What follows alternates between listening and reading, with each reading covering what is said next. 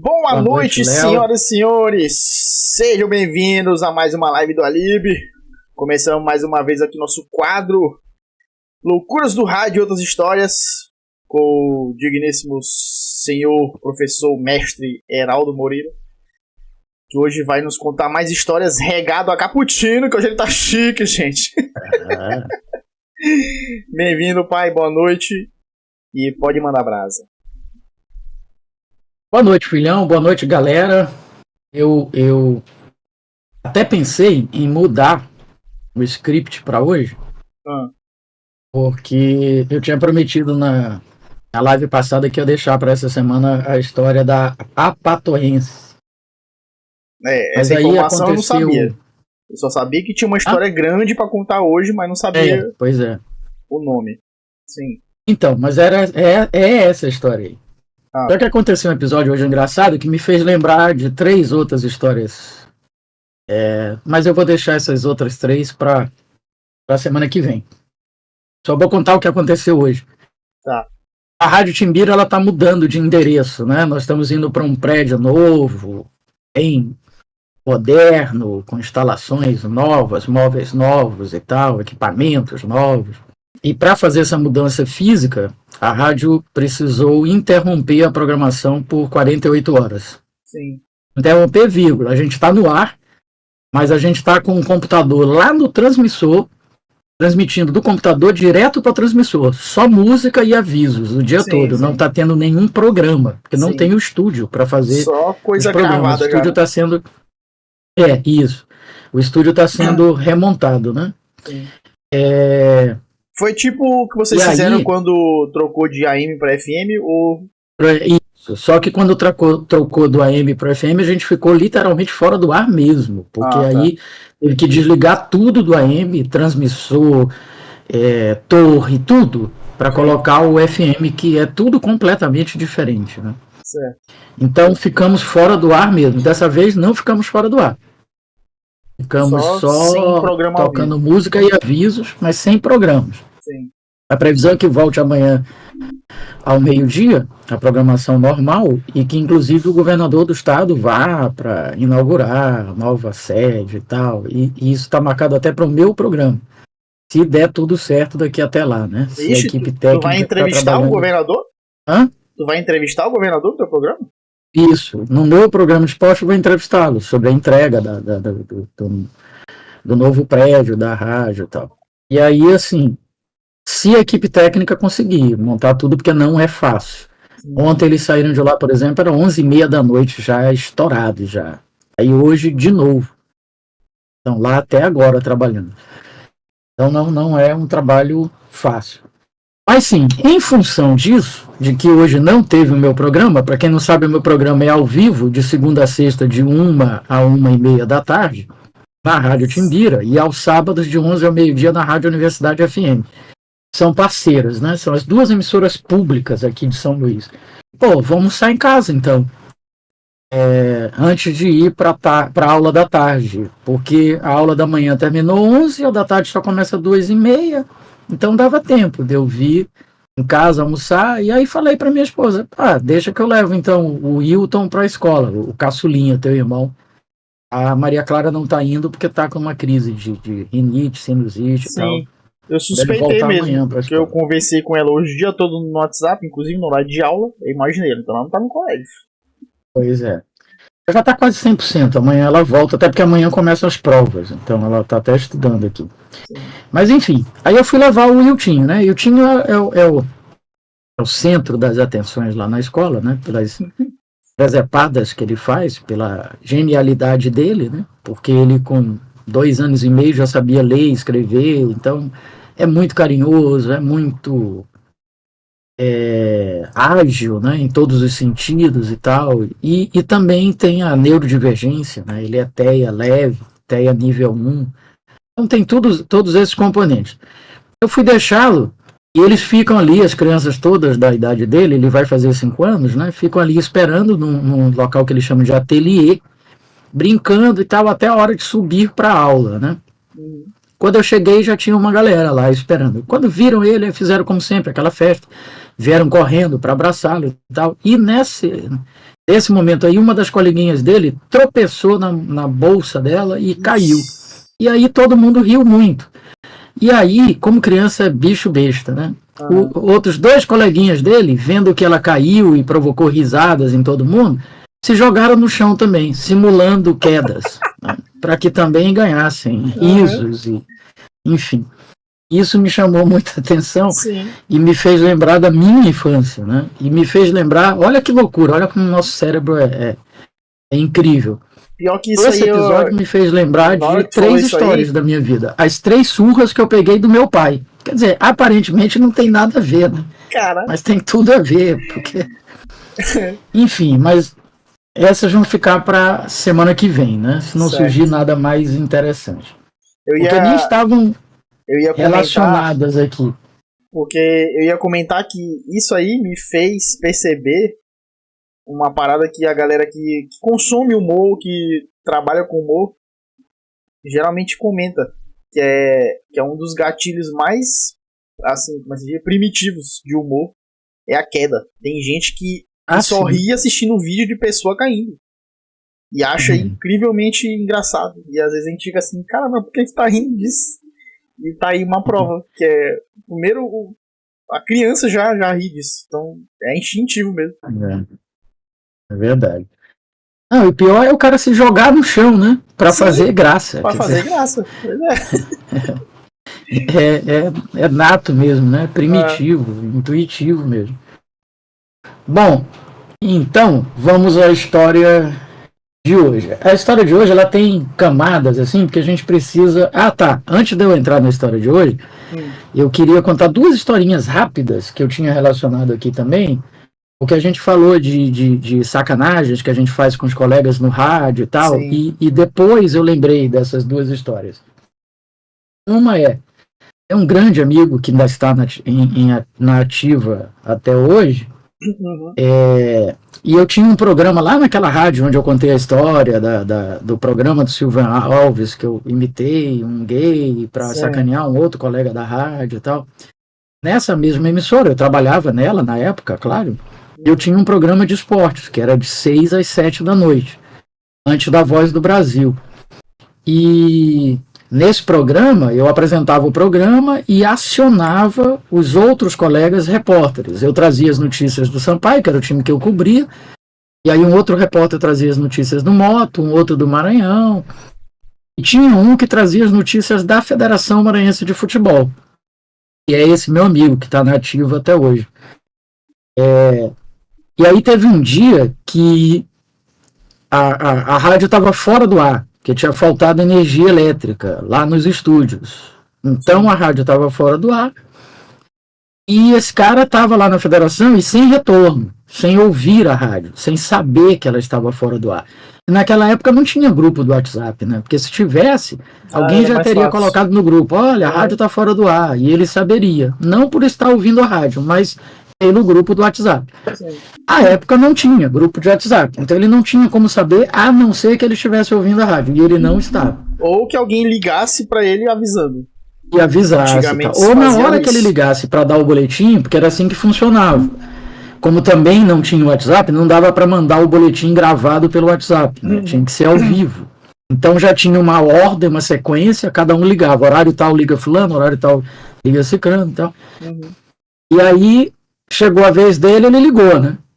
E ele era logo um dos primeiros, porque a gente ia assim, do menos relevante para o mais relevante. O time de maior torcida fica por último, a informação que tem menos importância é primeiro, porque assim você vai segurando a audiência até o final do programa. Se você colocar logo no começo do programa a informação para o ouvinte, a maioria dos ouvintes, eles não vão ouvir com atenção o resto do programa. Né? Então essa é uma tática que a gente usa sempre. E aí ele era o primeiro, né? E aí ele liga, o telefone, claro, funcionava, porque dependia de energia elétrica. E eu atendi no estúdio, estava lá, esperando, porque a qualquer momento a energia podia voltar e o programa entrava no ar. Atendi, aí ele, olha, Heraldo, as notícias aqui da federação. Aí eu falei, Na hora eu pensei fazer o certo, né? Quer dizer, não, bicho, a rádio tá fora do ar, não precisa. Se voltar, eu te ligo e tal. Mas eu falei, não vou perder a oportunidade de sacanear o cara. Então eu falei, tá bom, fica na linha aí que eu vou já te chamar. Aí fiz aqui um engodo, como se tivesse o programa no ar, agora 19h05 em São Luís e tal. Li lá uns 2 comerciais, não sei o quê, e anunciei, né? E agora as notícias da Federação Maranhense de Futebol, com fulano de tal, é você, fulano. Aí ele entra de lá pelo telefone, né? Falou uns 5 minutos, que era o tamanho do boletim. Quando ele terminou de falar, todo mundo morrendo de rir lá no estúdio, né? Da sacanagem. E aí eu falei assim, não, mas fulano, você não tem mais nenhuma outra informação, nada a acrescentar? Porque a gente está com bastante tempo hoje aqui no programa, tem pouca notícia dos clubes e tal. E ele gostava de falar pra caramba, ele, porra, vou brilhar, né? Uhum. Então começou a falar sobre outros assuntos, não sei o quê, falou mais uns 5 minutos. Aí quando ele terminou, encerrou o boletim, eu falei, não, fulano, mas espera lá, e aquela situação que tu nunca mais falou sobre aquele caso, assim, assado, como é que tá isso aí? E aí ele, mais 5 minutos, eu sei que eu consegui botar ele para falar uma meia hora, sem estar no ar, né? E aí, só no dia seguinte que ele descobriu, né, que ele chegou na rádio para trabalhar, e os caras, pô, Heraldo te sacaneou, pô, tu ficou falando meia hora sem estar nada no ar, sem ninguém tá ouvindo e tal. E como sempre, claro, né, ficou puto comigo. Sim. Eu não sei também por que os caras ficam putos comigo quando eu faço essas coisas. Eu acho que não faz muito sentido, mas eu também lá. Não sei o que fica. Pois é. E a outra historinha, nas equipes de esportes tem, geralmente, né, tem primeiro narrador, segundo narrador, terceiro narrador, né? Primeiro narrador, claro, transmite os jogos mais importantes e assim por diante, né? Sim. E o terceiro narrador, pô, e tem também o terceiro comentarista, primeiro comentarista, segundo, terceiro. Terceiro narrador e terceiro comentarista só pega jogo merda, né? Só pega bomba, só jogo escroto, com pouca gente no estádio, sem o menor interesse, sem menor relevância. Quer dizer, é difícil pro cara se estimular para fazer o trabalho e ainda conseguir estimular o ouvinte a acompanhar aquilo, né? Então tinha um jogo desses, assim, um jogo bem porcaria, bem ruim, e foi escalado o terceiro comentarista. E aí ele, porra, vou ter que trabalhar nesse jogo, que merda e tal. Aí, como é que ele se motivou? Ele falou, vou tomar aqui umas doses de uísque. Ele gostava de um uísque, né? Vou tomar umas doses aqui para ir animado. Pelo menos eu vou alegre, vou para cima e tal. Vou tentar encontrar alguma motivação. Ou só não, que eu acho que ele exagerou nas doses. É dizer isso, que tem uma linha tênue aí, né? Pois é. Então ele não chegou lá só alegre e animado, ele chegou bêbado. Sim. E aí, com a dinâmica do jogo, né, o narrador, na pré-jornada, antes do jogo, aciona repórteres, plantonistas, comentaristas para dar quem é o favorito no jogo, o que motiva acompanhar aquele jogo, o que está por trás daquele jogo, tal, pá. E durante o jogo, à medida que o jogo vai se desenrolando, o narrador vai dando tempo, placar, aí vai passando pelo plantão, vai passando pelo comentarista também. E aí, eu acho que o efeito do uísque começou a passar e ele começou a ficar já sonolento, cansado, puto, porque o jogo estava ruim pra cacete. Já era esperado que o jogo fosse ruim, pelas equipes fracas e sem nenhum interesse, né? Mas, ainda por cima, ele cansado e já pós-bebedeira, né? Sim. E aí teve um momento que o narrador disse assim, 0-0, jogo ruim pra caramba, não sei o que, o narrador puto também, né? Mas é isso, é o que temos, não sei o que, e você, fulano, o que tá achando do jogo, tal. E aí ele foi e mandou essa frase que ficou muito famosa, porque ele disse assim, fulano, como diria a madre superiora, é foda a gente vir trabalhar num jogo desse. Quer dizer, primeiro que ele jamais podia dizer isso, né? Ainda mais naquela época, anos 80. Né? Hoje em dia ainda seria aceitável, mas imagina nos anos 80. Né? E ainda por cima ele conseguiu fazer a conexão, né? Acho que, como diria a Madre Superiora, quer dizer, a Madre Superiora é a chefe das madres. Nunca se imagina que uma madre inferiora diria isso. Imagina meteu religião no a meio. Madre Superiora. Então, e da onde ele tirou essa frase, né? Porque nem é uma frase comum, assim, não é um ditado que as pessoas digam normalmente. Quer dizer, acho que é feito mesmo. Puro do uísque mesmo. Pois é. Veio do fundo da alma dele. Mas enfim. Mas é legal porque eu vou contando essas histórias e vou me lembrando de outras. Já anotei de uma outra aqui para ficar para a semana que vem. Então, eu dando aula sobre os princípios gerais do processo. O que é isso? São as 11 regrinhas básicas que o processo tem que seguir para que ele seja um processo perfeito. Aquilo que os americanos criaram, uma teoria lá do Dewey Process of Law, o devido processo legal, tal, o processo perfeito. Né? Princípios que todo mundo conhece, tipo o princípio da imparcialidade. O juiz tem que ser imparcial, né, para atuar no processo. A gente teve um caso recente aí no Brasil que tinha um juiz parcial julgando uma porção de gente. Isso não pode acontecer, os julgamentos foram todos anulados por isso. Independentemente de quem tenha sido. Isso tinha que ser assim com qualquer pessoa, né? Então o juiz não pode ser parcial, ele não pode ter interesse no processo.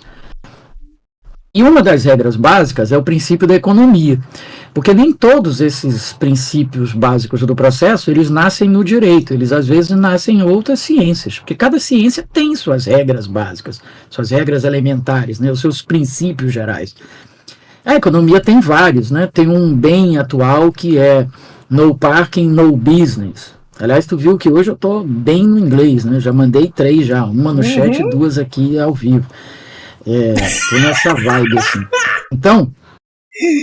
não queria nem rir agora.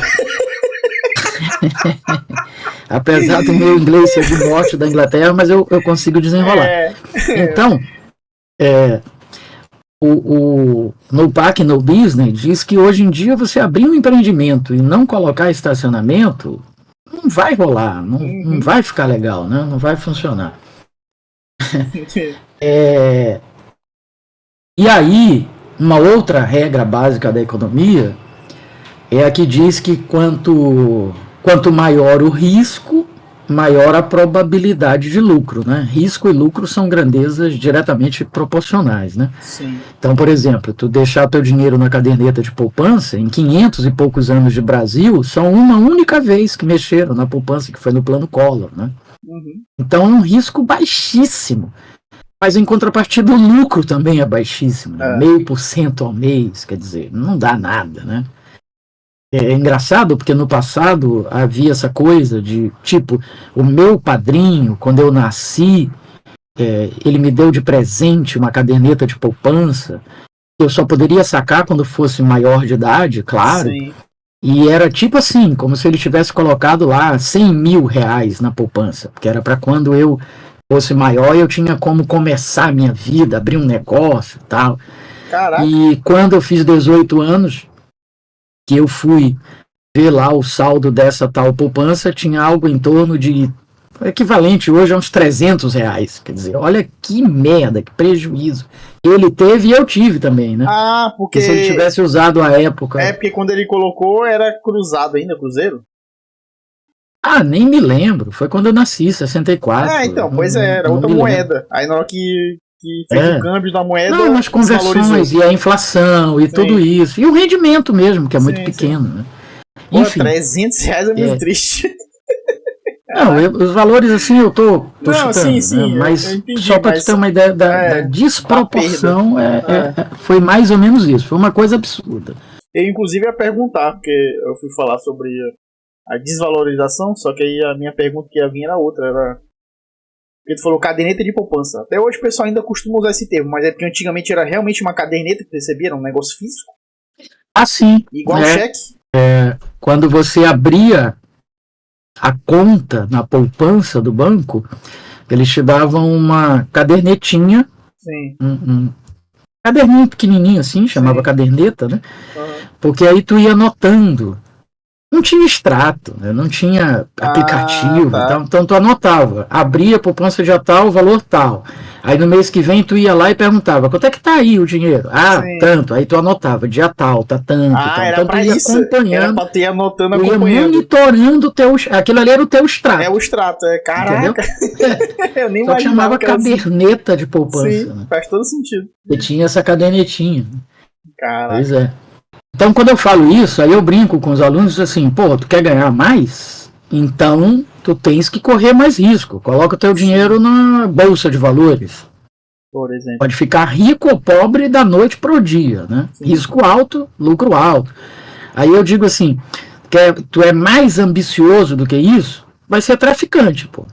Por quê? Traficante, risco altíssimo, expectativa de vida do traficante.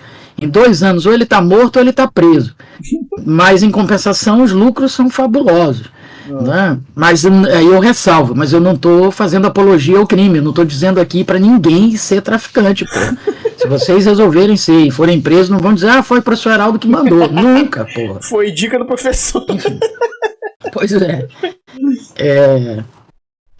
Isso me fez lembrar outra história do trote. Vou anotar aqui também. Bom, são 2 histórias de trote. E daí eu falo do princípio econômico que é aplicado ao processo, que é com base em uma das regras básicas da economia, que é a relação custo-benefício. O processo, ele tem um custo, né? Tu vai gastar com advogado, as custas do processo, as despesas processuais, são chamadas de custas, e tu vai gastar, e vai ter o desgaste de tempo, né? De desgaste emocional, psicológico, enfim. Então o processo ele tem um custo, e ele tem que ter um benefício, né? E a relação custo-benefício da economia, aplicada a tudo na nossa vida, inclusive ao processo, ela diz que você tem que ter sempre um benefício maior que o custo, ou no mínimo igual. Nunca, né? O custo pode ser maior do que o benefício. Sim. E aí eu conto a história de que no passado, antes da criação dos juizados de pequenas causas, que hoje são chamados de juizados especiais cíveis e criminais, mudou a nomenclatura porque mudaram as leis, mas quando eles foram criados, juizados de pequenas causas, é porque lá não precisa de advogado, não precisa pagar custas, então tu pode cobrar qualquer quantia. Aí eu dou exemplo de que lá nos anos 80, antes da criação deles, você ia numa padaria comprar pão, manteiga, café, queijo, presunto, não sei o quê. Aí não tinha o dinheiro para pagar, na época não tinha cartão, o cartão de crédito era muito inacessível. Sim. E não era aceito em qualquer lugar, ainda mais numa padaria. Então você ou pagava em dinheiro ou pagava com cheque. Sim. E às vezes o cara pagava a padaria com cheque e o cheque voltava sem fundos. Pô. Sim.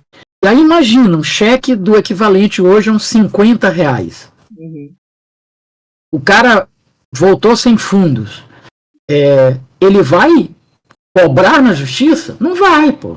Por quê? Porque ele vai gastar o custo com o processo, com o advogado, é muito maior do que o benefício, que é os R$50. Sim. Por isso é que foram criados os juizados de pequenas causas, porque aí o cara poderia cobrar o cheque de R$50 sem precisar pagar advogado, sem precisar pagar custos. Sim. Eu pensei que o nome tinha mudado por conta desse negócio de politicamente correto. Não. Mudou porque ampliou a competência, não é mais só cível, é criminal agora também, para os crimes de menor potencial ofensivo. E mudou porque a parte cível também, que antes era só para pequenas causas, pequenos valores, passou também para ser para outros tipos de ações, mais simples e tal. Então, por isso que mudou a nomenclatura.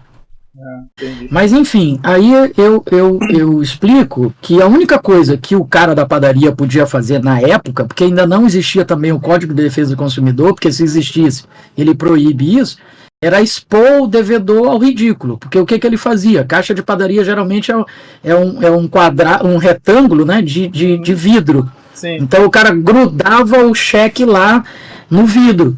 Então a pessoa que vinha comprar tava lá na fila esperando, aí eu olhava lá, porra, o cheque do Vitor aqui, porra, Vitor comprou na padaria, não pagou R$ 50, sacanagem, tá? Caloteiro, tá? E aí, Hoje nem isso ele poderia fazer. Padaria é geralmente o comércio de bairro, então se tu comprar na padaria, quer dizer que é do teu bairro, né? E aí todo mundo se conhece, né? Tem isso também. Pois é, pô. Então era a única coisa que ele podia fazer. Né? Então, esse é um exemplo da aplicação do princípio econômico no processo, né? A criação dos juizados de pequenas causas, que hoje são juizados especiais civis e criminais. Só que eu aproveito, como sempre, né, para não ficar aquela coisa maçante, chata, só da teoria e tal, ainda que com alguma prática, eu aproveito sempre para fazer um link para contar histórias, para fazer brincadeiras e tal. Sim.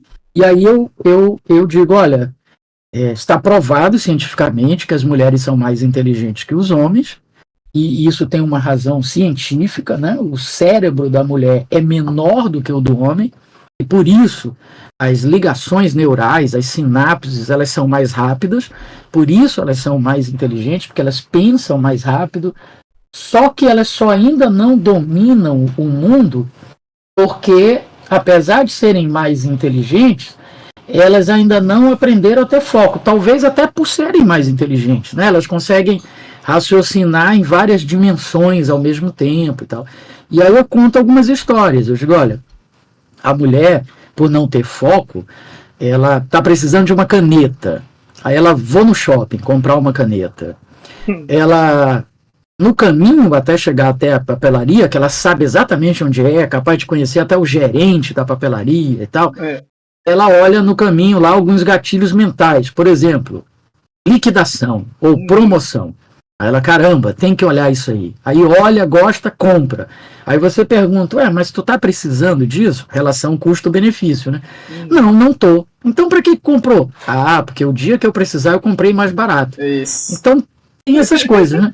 E outra coisa, nesse caminho aí, o que ela vai vendo, ela vai comprando e tal. Aí de repente ela volta para casa e percebe, cadê a caneta que eu fui comprar? Não comprou. Foi a única coisa que ela não comprou. É bem diferente do homem, né? O homem, por ser mais binário, né? Por ser mais limitado intelectualmente, vou comprar uma caneta. Chega lá no shopping, pergunta para o segurança, onde é que fica a papelaria? Porque ele não sabe.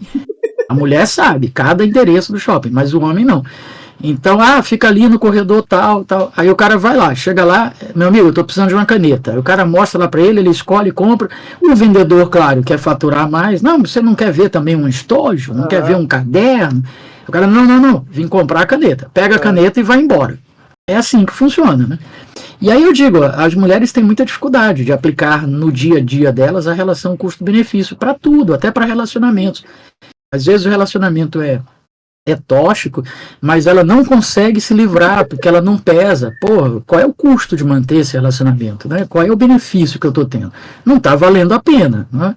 Mas, enfim, e aí eu brinco para contar essa história, que é onde eu queria chegar.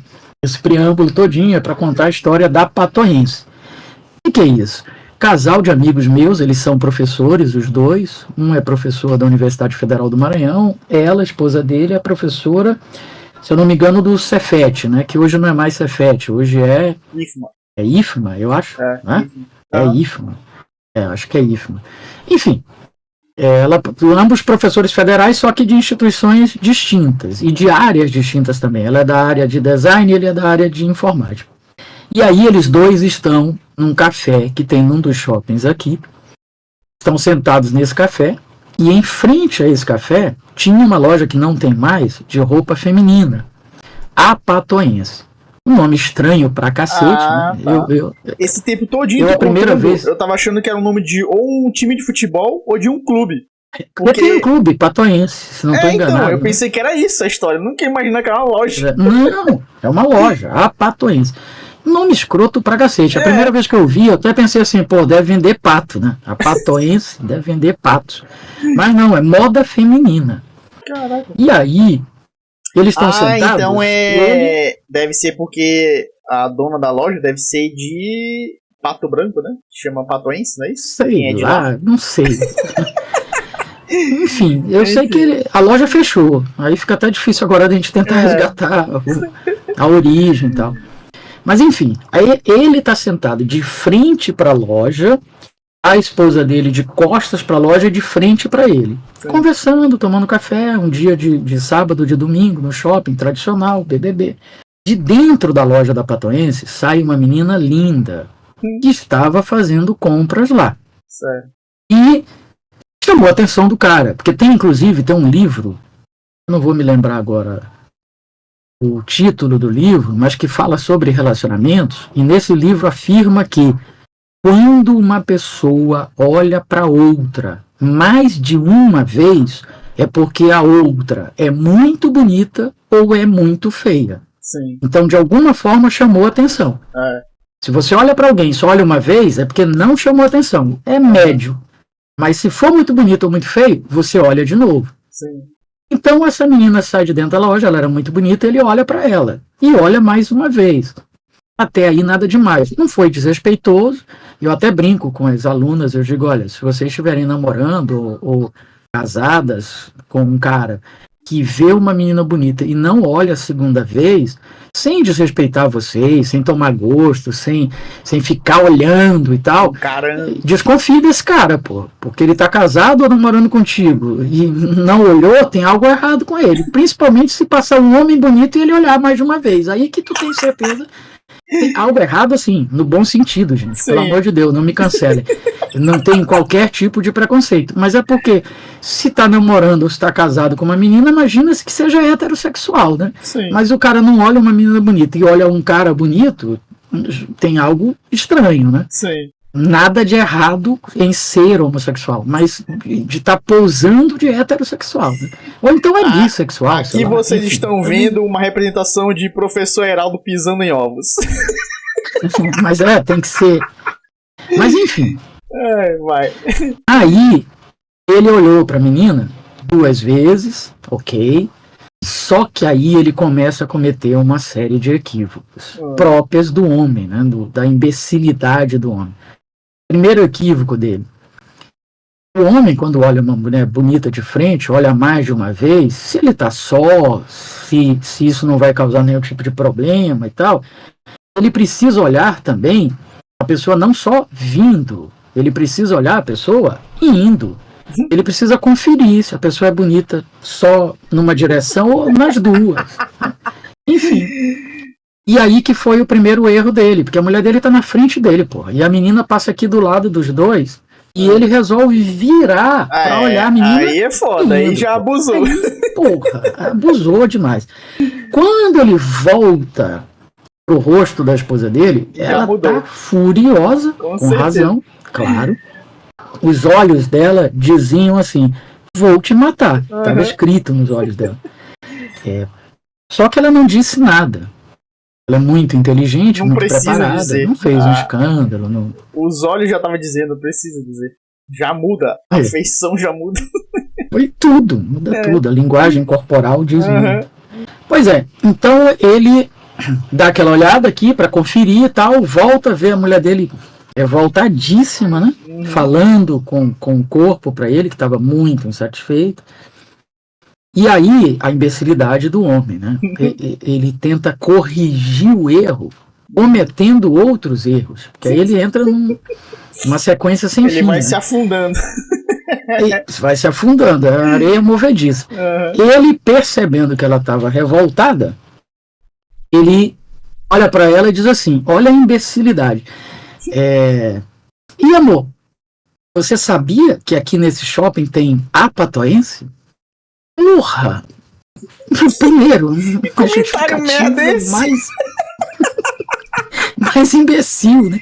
Ainda mais pra uma mulher que certamente sabe que lá tem. Parecia que ele só tava disfarçando. Ele tava disfarçando com uma conversa aleatória. Pois é. E ela não disse absolutamente nada, né? Sim. E aí eu falo para as minhas alunas lá, na hora que eu estou contando essa história, dando essa aula aí, eu falo, olha, mulher compra por gatilho mental, promoção, liquidação, compra por ansiedade, sim, compra pelas mais variadas razões, inclusive por raiva. E por isso que eu conto essa história. Porque aí, o que aconteceu? Acabou o domingo deles, não sei se era domingo ou era sábado, acabou o passeio. Foram pra casa, sem se falar, putos e tal, ela puta com ele, né? Ele tentando o tempo todo disfarçar, e claro que não conseguia, nem tinha nenhuma resposta. Aí finalmente ele falou: porra, eu tô só me afundando, vou ficar quieto, não falou mais nada. Tal. Ok. Passaram-se alguns dias. Não foi um dia ou dois, não. Foi tipo uma semana ou duas. Sim. Como ele é da área da tecnologia, ele sabe os riscos que a gente corre de hacker, de clonagem, do diabo a quatro. Então, por isso, tudo que eles têm assim que envolva a tecnologia é dos dois, que é para minimizar os riscos. Por exemplo, cartão de crédito só tem um e é dos dois. Né? E aí, e o cartão de crédito dele, qualquer transação que tenha, imediatamente dispara lá um alarmezinho no celular dele. Sim. Ele está lá dando aula na Universidade Federal do Maranhão e apita lá o celular de uma compra, né? Uhum. E ele para a aula para ver. Quando ele abre lá o aplicativo, uma compra enorme. Adivinha onde? Na Patoense. Exatamente. E logo a seguir, uma mensagem dela no WhatsApp, que também tem um toque, né, diferenciado, como todos nós temos, né, com as nossas mulheres, que é pra gente saber que a mensagem dela é que é pra ler e responder logo, né, pra não ter problema. E aí, mensagem dela, né? Porra, porque no time aqui tocou, não é da minha esposa, mas... Ia ser genial se fosse genial se fosse dela, né? Mas não é. Aí ele abre o WhatsApp, tá lá a mensagem dela assim: isso é para você lembrar que tem a Patoense no shopping da ilha. E olha que mulher filha da puta. Olha como ela guardou. Como é que a mulher guarda as coisas, né, cara? Não, isso eu tiro o chapéu para as mulheres. Anos, meses, séculos. Ela guarda. Ela guarda e ela se vinga da maneira mais escrota possível. Então, enfim. Foi isso aí que aconteceu. As histórias. Se bem que eu já me lembrei aqui de 3 aqui para se juntar às próximas. É bom porque eu vou fazendo um banco aqui de histórias, de vida e de rádio. Hoje foi uma mescla, né? Teve de rádio e de vida também. Sim. É bom, é mais legal assim, que aí tem os dois, que aí cobre todo a ideia do programa. O espectro. Então deixamos para próximo o restante, né? Uhum. Então beleza. Foi do Cadu, que ele falou que o pai dele recebia no Olerite. Eu sou velho, eu entendo do Cadrita também. Tem isso também, né? Mas na verdade o Olerite, ele só mudou de nome, né? É o contra-cheque, né? Pois é, porque hoje em dia o pessoal ainda usa contra-cheque. Sim, mas não chama mais de Olerite. Pois chamava na época. Então, só mudou o nome. Porque eu acho que era o nome... Porque assim, a economia é uma ciência principalmente americana, né? Quase tudo que vem da ciência econômica vem lá dos Estados Unidos. O berço do capitalismo e tal. Então, eu acho que no começo não chamava contra-cheque, chamava Olerite. Assim como no futebol, por ter nascido na Inglaterra, tem muita coisa que a gente falava no passado que a gente não fala mais, pô. Goalkeeper. Sim. Era como chamava goleiro. Center for, era o centroavante. O corner, escanteio, né? Offside, impedimento. Mas a gente usava muito, quando eu comecei, muito o termo inglês, muito. Sim. Hoje, praticamente, acho que não se usa mais nenhum, eu acho. Não sei. Acho que não. Mas aí também é engraçado isso, né? Que, tipo, tem essas coisas que são de origem inglesa e a gente usava muito os termos em inglês, que é de onde veio. Que depois adaptou pro nosso, mas em contrapartida hoje em dia se fala muito termo em inglês inserido no nosso vocabulário, que inclusive a gente acha até mais fácil falar do que usar a palavra em português. Sim, mas eu acho que aí é meio para arrotar um conhecimento, né? Dizer, não, eu estudei isso aí lá nos Estados Unidos, ou num livro em inglês, ou numa palestra americana. Não tem a ver com isso não, porque é a galera no dia a dia. Eu acho que é por conta da internet, por conta da globalização. A gente consome muita coisa. Tu tá falando de linguagem popular. Eu tô falando de termos técnicos, científicos, que o pessoal hoje prefere usar termo em inglês ao invés dos termos em português que a gente usava. meio que para isso, para dizer, não, é porque eu conheço isso daí num doutrinador americano e tal. Tá, entendi. Entendeu? Na área técnica que eu tô falando. Sim. Mas no popular também tem muito disso hoje, né? Pois é, hoje em dia tem bastante. Bom, então é isso, né? Enfim. É isso. Tá aí, o Cadu tem uma pergunta pra encerrar aí. Legal. Isso Qual é bom, tipo Cadu, de programa o senhor fazia ou faz na rádio? Se caso já foi respondido, desculpe, não peguei o começo. Não, relaxa. Deixa eu só dar um preâmbulo aqui. Cadu, seguinte. Este digníssimo aqui, como o Léo já te contou no começo aí a proposta do programa, mas ele também é o meu pai. E ele tem muita história de vida e histórias relacionadas ao rádio, por conta de ele ter trabalhado muitos anos no rádio. E aí ele idealizou esse programa que a gente fazer toda quarta-feira aqui na live. É porque como tu aparece de vez em quando, tu não pegou justamente esse período que a gente começou o programa. A gente chegou agora já no episódio 10.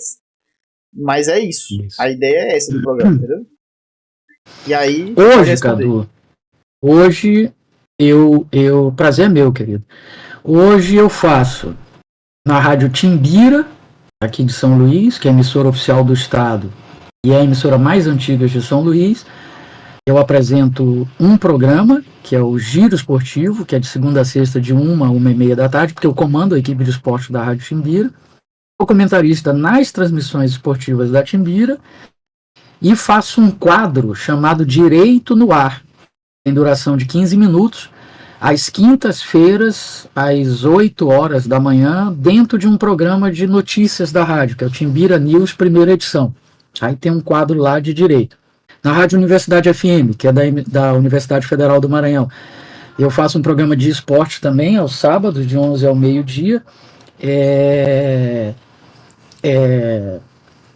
O apito inicial 106. E a gente está voltando, acho que tu nem está sabendo disso, filho. A gente acaba de ter aprovado na TV Justiça do Supremo Tribunal Federal a volta do programa Tribuna Jurídico. Não, eu tô sabendo, você contou no último encontro lá. Eu falei? Foi. No último encontro lá no seu apartamento, você contou isso aí. Legal. Então, só estava faltando a aprovação lá da TV Justiça, foi aprovada essa semana. Então a gente deve começar a partir de dezembro, retomar, né, o projeto Tribuna Jurídica na TV Justiça, do Supremo Tribunal Federal. Um programa semanal entrevistando juristas.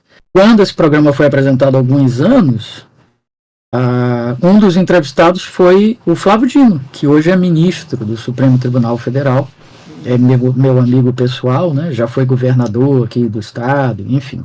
Isso hoje, né? Acho que é só o que eu faço hoje em rádio e TV, é isso. Agora, já trabalhei na Rádio Globo do Rio de Janeiro como correspondente aqui de São Luís, já trabalhei em quase todas as emissoras daqui de São Luís, trabalhando com esporte, já trabalhei em algumas televisões com esporte, com direito, porque eu comecei nesse negócio no dia 20 de agosto de 1980, com 16 anos. É a minha grande paixão, desde os 10 que eu via rádio e tinha o sonho de trabalhar em rádio. E aos 16 eu consegui. Só que ainda vou contar essa história, né, filho? Da minha ida para o Rio para fazer direito. Eu acho que essa história é história interessante ser contada, assim. Já anotei aqui. O meu pai, que foi juiz de direito, ele vivia enchendo meu saco, dizendo, rapaz, larga esse negócio de rádio e televisão que isso não dá dinheiro. Vai fazer direito. E direito é que dá dinheiro e tal. E aí eu fui fazer direito na Gama Filho, no Rio, e o direito acabou virando prostituição intelectual, né? Para manter a minha vida financeira, enquanto eu faço rádio e a televisão muito mais por prazer do que por retorno financeiro. Só que passei a admirar e gostar também do direito. Acabei indo para a sala de aula também, desde 1990 que eu sou professor de direito, de comunicação, porque é uma forma também de comunicar, né? Só que para um público que tu tá vendo quem é e reduzido, né? O rádio na TV tu não sabe quem tá te ouvindo, quem tá te vendo, quantas pessoas são, quem são elas e tal. Na sala de aula tu tá vendo, tu tá sabendo se tu tá conseguindo comunicar bem ou não pela linguagem corporal das pessoas, né? Então é um monte de coisa realmente, viu, o Cadu? Meu dia tem mais do que 24 horas, cara, senão eu não dou conta. Porque além de ser professor universitário, trabalhar com rádio e TV. Eu ainda tenho 2 empresas, uma de eventos acadêmicos e uma outra de essa que faz o programa para TV Justiça. E ainda tenho escritório de advocacia, enfim. Então é muita coisa mesmo. Eu costumo acordar às 7 da manhã e só durmo na madrugada do dia seguinte. Eu durmo em média 5 a 6 horas só por noite. Mas isso não faz diferença nenhuma para mim, porque eu sempre fui assim, desde acho que quando eu nasci, assim. Houve uma época até que eu passava às vezes 1 ou 2 noites sem dormir, eu virava 24 horas assim e não tinha nenhuma consequência, pelo menos não na época, né? Pode ser que essa conta venha chegar agora, né? Depois dos 60. Ah, que legal. O Cadu é formado também em Direito e trabalha com programação. Mas é muito importante, viu, Cadu, você conseguir aliar o direito com qualquer outra profissão, porque quando eu dava aula, por exemplo, para o curso de administração, que eu dei uma época, os caras, a primeira pergunta que eles faziam era isso: que diabo que eu vou ter cadeira de direito se eu estou fazendo é administração? Aí eu dizia, ó, o administrador, o que ele faz o dia todo? Toma decisões. As decisões dele têm que estar embasadas no direito, senão ele vai ter problemas e problemas sérios, né? Então o direito ele acaba passando pela vida de qualquer profissional, né? Eu trabalhando com informática, hoje com a Lei Geral de Proteção de Dados, e eventualmente estou trabalhando com aplicativos que sejam voltados para a área do direito e tal. Se tu tiver o conhecimento jurídico, vai te facilitar muito. Senão tu vai depender de alguém que faça essa parte para ti, né? Sim. É isso. A Mari diz que o meu dia é igual ao do Itaú, tem 30 horas. Pois é, tem que ser, senão eu não dou conta. E acaba que na prática eu não dou conta mesmo. O Leonardo diz, ainda existe a Rádio Globo no Rio? Existe sim, Léo. Não mais a AM, né? Porque todas as emissoras têm que passar até o final desse ano agora pro FM, se o prazo não for prorrogado mais uma vez. Eu não sabia que era obrigação, não. Eu pensei que era uma escolha de vocês lá no Timbira. Não. É uma obrigação. Por então vai deixar de existir Rádio AM? Vai. A ideia é acabar o AM. Tanto que os rádios novos, né, nem trazem mais a faixa de AM. Qual é a explicação para isso? Bom, são 2 explicações básicas. Tem várias explicações, mas 2 básicas são: uma, o consumo de energia do rádio AM é infinitamente maior do que do FM. Caraca! Para você ter uma ideia, para colocar uma emissora de AM no ar, a radiofrequência que ela transmite na torre de transmissão, se tu pegar uma lâmpada fluorescente a tua mão e encostar na torre, ela acende na tua mão, sem estar ligada em lugar nenhum. Caralho! Entendeu? O rádio FM não tem isso. É a primeira razão, consumo de energia, né? E a segunda razão é custo mesmo, em função da primeira, né? Sim. Só a conta de energia é absurda. Mas não é só isso, são os equipamentos todos. Um transmissor de AM, ele ocupa uma casa de, sei lá, 300 metros quadrados. Um transmissor de FM ocupa um quartinho de 30 metros quadrados. Então, os equipamentos são menores, são mais baratos. E várias outras explicações. O espectro de frequência. Sim. Você, dentro do espectro do FM, tu pode ter uma rádio do lado da outra. Centenas de rádios. E nenhuma vai interferir na outra. No AM, há um espalhamento, então tem que ter uma distância maior entre uma rádio e outra, aí a quantidade de concessões diminui, tem um monte de explicações, mas é obrigatório. Sim. Na realidade, já está sendo obrigatório há muitos anos, só que toda vez chega no final do ano, o governo prorroga por mais um ano, só que eu acho que dessa vez não vai prorrogar. E aí todo mundo tem que passar pro FM. A diferença entre o AM e o FM, Cadu, não é só essa, de equipamento, de radiofrequência, de consumo de energia. É que o AM é amplitude modulada. São as ondas de rádio, ela tem um alcance maior, o AM, com uma qualidade de áudio menor. Por quê? Porque a onda da radiofrequência ela vai lá na ionosfera, quica na Terra, quica de novo na ionosfera, então ela consegue chegar mais longe. Sim. Só que com uma qualidade de áudio pior, muito Sim. pior, com interferências, com ruídos, etc. A frequência modulada, a onda é pequenininha, não vai até a ionosfera, vai bem menos. Mas em compensação, a onda ela não é irregular. Ela não quica ali, quica lá na frente, depois quica um pouquinho perto, depois lá na frente de novo. Não, a frequência é modulada. Então ela bate lá em cima e volta, bate lá em cima e volta, guardando sempre a mesma distância. Por isso é que a qualidade do áudio é melhor. Né? Mas em compensação o alcance é menor. Só que isso deixou de ser um problema, o alcance menor, e sim o mais importante, a qualidade de áudio maior, por causa da internet, né? Porque hoje tu pode ouvir uma rádio agora, aí do Japão, com alta qualidade de áudio, sem precisar estar ouvindo no rádio FM, né? Sim. Pelo YouTube, pelos aplicativos, por diversas plataformas, Instagram, Twitter, tudo transmite hoje. Então, o que importa mesmo é a qualidade do áudio, não é mais o alcance. Sim. No passado, que só tinha o rádio... Perdeu a única vantagem que tinha o AM existir, que era esse, né? Por isso que não existe mais. Porque não faz mais sentido, não precisa eu alcançar mais longe, se eu posso chegar em qualquer lugar do mundo, com qualidade de áudio, né? Então, como eu disse, são várias as razões. Mas as principais são consumo de energia e custo. Sim. Mas tem um monte de motivos aí. Bom, tá aí, ó, tivemos uma aula.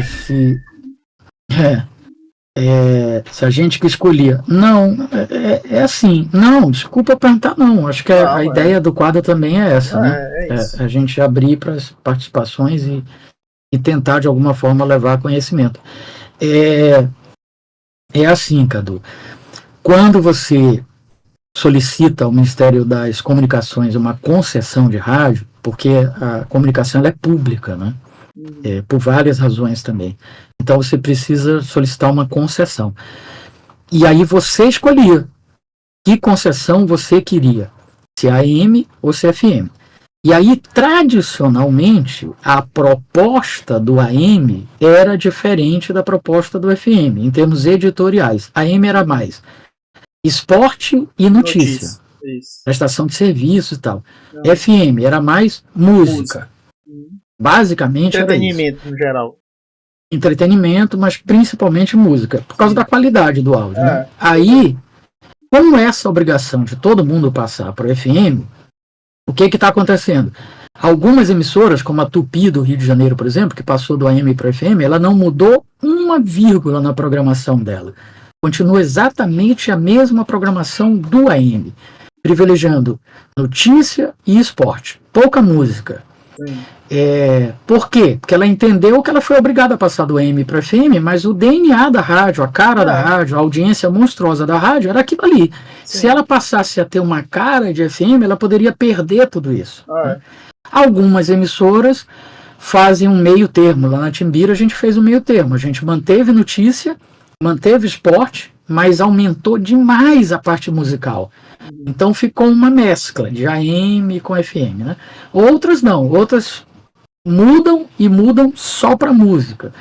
Então isso vai muito da direção da rádio, da proposta da rádio, né? Que público ela quer atingir, que segmento e tal. Mas não tem essa obrigatoriedade. Ondas curtas, ondas médias, ondas tropicais eram ondas com maior ou com menor alcance. Ondas médias é amplitude modulada, é o AM. Ondas curtas tinham um alcance maior ainda, porque as ondas iam com muito mais rapidez, então conseguiam chegar mais longe. Ondas tropicais, acho que é porque utilizavam a propagação da água, que é muito importante para levar o som para qualquer lugar, em radiofrequência.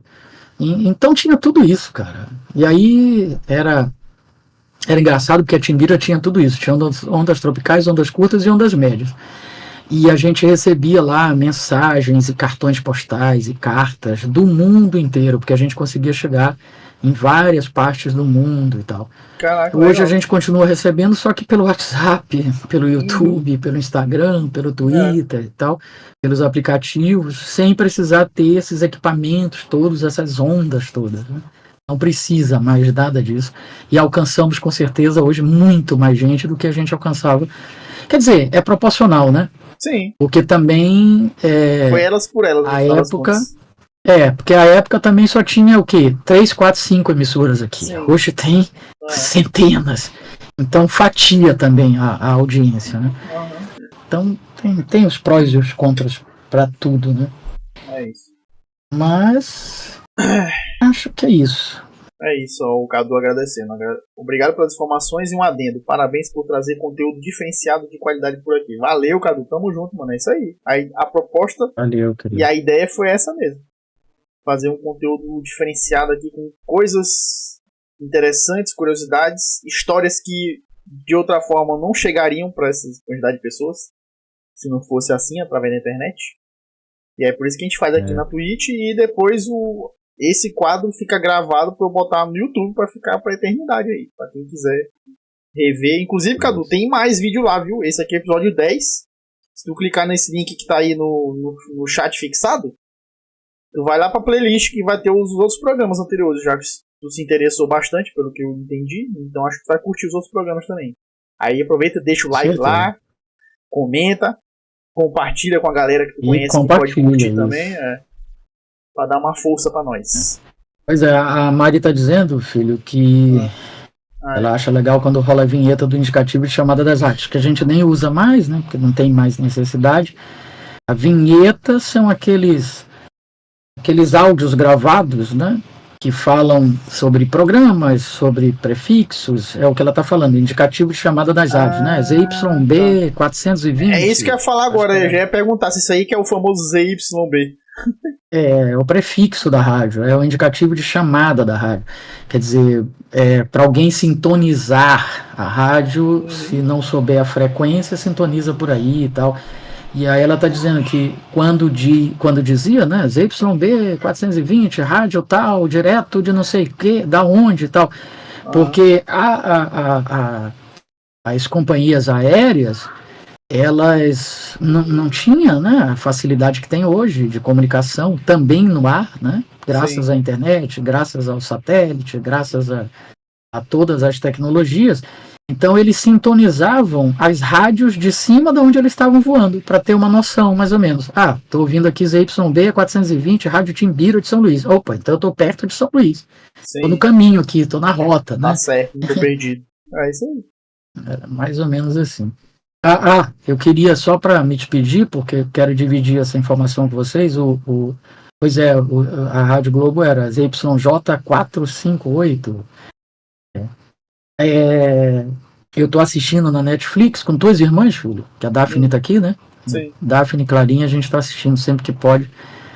Uma série nova que entrou aí na Netflix sobre ufologia, com o repórter que é considerado o maior repórter investigador de fenômenos envolvendo OVNIs no mundo, né?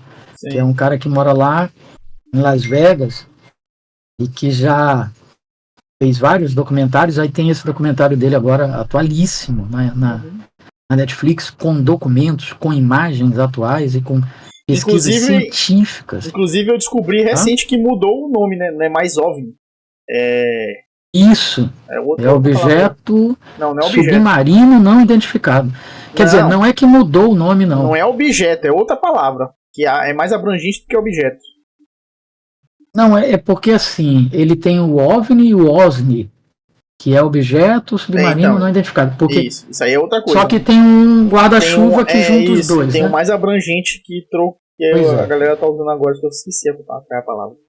Pois é, eu esqueci também. Mas é porque esse cara, nesse documentário que ele está fazendo, meio que por acaso, inclusive tem um dos episódios aqui no Brasil, no Pará. Ele descobre que quase todas essas aparições de OVNI e tal tem alguma ligação com a água. Inclusive ele mostra um vídeo recente de um quartel do Exército dos Estados Unidos lá no Oriente Médio, que os caras mandaram para ele a imagem. Os caras que estavam fazendo o plantão noturno lá, eles ficam olhando tudo que acontece, né? Por causa da possibilidade de um atentado, de uma invasão e tal. Então eles têm as câmeras normais, têm as câmeras térmicas, e numa câmera térmica eles pegam a imagem de algo que ultrapassa todo o quartel, assim, sendo que só é visível na câmera térmica. Sim. E esse negócio de repente some, assim. E aí eles fazem uma série de pesquisas também no mar, com equipamentos ultramodernos de sonar, disso, daquilo, que mostram que tem muita coisa no mar que possivelmente são bases de OVNIs ou foram deixadas pelos OVNIs. Porque diz e que numa dessas... a ciência já constatou, né, que o ser humano explorou não sei quantas vezes mais o espaço do que o próprio fundo do mar do planeta. Por conta de não conseguir alcançar as profundidades que tem aqui. Falta de material, de equipamento. Pois é. E num dos episódios que ele está assistindo lá, tá fazendo uma pesquisa lá numa área onde tem muitas aparições até hoje, enquanto eles estão fazendo a pesquisa, surge uma luz lá no alto, variando, como se estivesse olhando o que eles estavam fazendo, e depois ela desaparece dentro d'água. Então, por isso é que tem os tais objetos submarinos não identificados. Quer dizer, não é só voadores, não. Tá? E legal porque tem uma piloto da Marinha Americana que está ajudando ele, porque ele juntou uma equipe de céticos. Porque ele não é que ele seja um ufologista, um apaixonado, então ele está querendo mostrar se isso é verdade ou não é. Sim. Então é jornalismo investigativo mesmo. Então ele se cerca de uma série de céticos. E um deles é essa pilota da Marinha Americana, que já foi da polícia, e ela é totalmente cética, né? Só que chega um momento que ela, depois de ver tanta coisa e ouvir tanta coisa, ela diz assim, olha, seria impossível com os equipamentos atuais e com o treinamento que os pilotos têm hoje, e ela está falando de pilotos de elite, né? Porque ela é da Marinha dos Estados Unidos, seria impossível a gente ter essa velocidade e essas manobras que essas coisas fazem. Então, certamente não é tecnologia humana, não é pilotado por humano. O que é, não sabemos, mas não é tecnologia nem piloto humano. É muito legal a série. Eu não vou me lembrar do nome agora. Mas eu tenho aqui. Eu tenho aqui no aplicativo onde eu acompanho as séries. TV Time. Fica a dica também. Investigation Alien. É o nome em inglês. Mas na Netflix está Investigação Alienígena. Traduzido literalmente. Uau, muito diferente. O jornalista George Knapp viaja pelo mundo em busca de evidências de alienígenas, investigando a presença deles na Terra. Isso. Então, Loucuras do Rádio também é cultura. Cultura alienígena. Culturas do rádio e outras histórias. Valeu, já foi muito mais que meia hora. Já passou. Mas essa parte final aí foi mais... Um bônus. Bônus track. Um bônus, É isso. Valeu, pai. Beijo, boa noite. Valeu. E até quarta-feira. Beijo pra toda a galera que estava acompanhando também. É nóis. Bom, é isso, galera. O programa hoje rendeu bacana. Obrigado, Cadu, por ter aparecido no episódio de hoje aí, ter interagido, gerado conteúdo mais aí, conteúdo extra pra gente. Tamo juntos, espero que você consiga aparecer nos próximos, toda quarta-feira a partir das 8 da noite, aqui ao vivo na Twitch. E, caso você não tenha condições, ou queira reassistir algum programa, ou assistir um programa que não assistiu ainda, vai estar o vídeo no YouTube, assim como esse aqui estará lá no meu canal no YouTube, todo sábado às 10 da manhã, vídeo novo lá do programa, beleza? Então é isso, galera, tamo junto, é nóis, e até quarta-feira que vem, valeu!